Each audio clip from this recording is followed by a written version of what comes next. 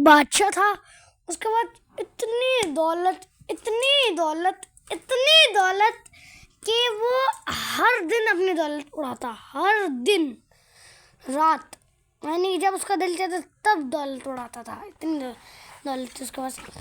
एक दिन वो कुछ लोग आए उसके पास। वो कुछ लोगों ने कहा कि भाई देखो बादशाह, आपके पास, तुम्हारे पास इतनी दौलत है, इतनी दौलत है, इतनी दौलत है कि तुम हर दिन फजूल के अंदर तुम फजूल खर्ची करते हो। सही है, अपना जहाँ पे तुम्हारा दिल चाहता है वहाँ पे अपने पैसे फेंक, तो तुम अल्लाह ताला की इबादत क्यों नहीं करते हैं? जबकि उन्होंने तुम्हें इतनी दौलत से नवाजा है, इतनी दौलत से नवाजा है, तो तुम अल्लाह ताला की वो करा करो ना इबादत। तुम्हें क्या पता डबल पैसा मिल जाए और डबल पैसा मिल जाए। तो वो बादशाह कहते हैं कि भाई देखो देखो, इबादत करने की किस बंदे को ज़रूरत होती है? जिसके पास होते हैं पैसे नहीं, बिल्कुल में नहीं होते। अब देखो, मैं तो पूरा पैसे से भरा हूँ, इसलिए मुझे इबादत करने की क्या ज़रूरत है?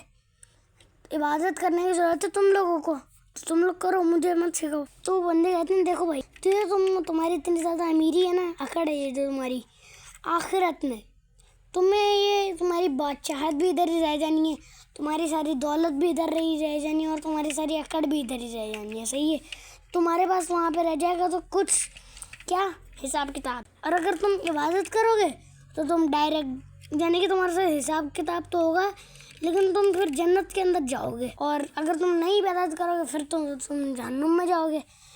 तो वो कहते हैं कि जन्नत का क्या है? जन्नत तो मैं दुनिया में बना लूँगा अपनी खुद की। तो वो इतने अपनी कहाँ से सोना ढूंढता है, चांदी ढूंढता है, हीरे ढूंढता है, और लाखों करोड़ों मजदूर बुलाता है और उनसे कहता है कि ये लो, ये सारा सोना पकड़ो, इनसे कोई 13-14 कमरे बनवा दो, अच्छे हज़ारों कमरे बना दो, हज़ारों कमरे। और उसने पता क्या किया?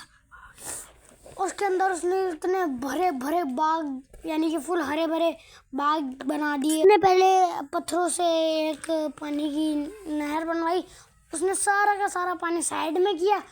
अब जब वो नहर जब भी चलती ना, उसके अंदर से निकलते हीरे, चांदी, गोल्ड, ऐसी चीज़ें निकलती हैं उसके अंदर से, पैसे वैसे ऐसी चीज़ें निकलती हैं।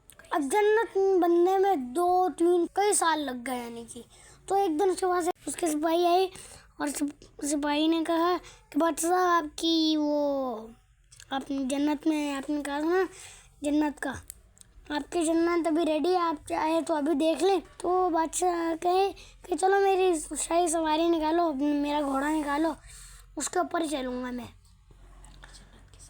मैं अपनी जन्नत को तो सैर करके तो आऊँ, ज़रा कैसी दिख रही है, मैं भी फ्री हूँ। तो अब वो अपनी यानी शाही सवारी निकलवाता है, अपने सारे सिपाही अपने साथ लेके बुलवाता है। और अब वो थोड़े से आगे जाते उसको एक हिरन दिखता है। अब वो हिरन के पाँव एकदम सोने के और मुंह उसका बिल्कुल चांदी का, बहुत खूबसूरत, बहुत खूबसूरत। बादशाह सोचता है कि यार मैं इसका अगर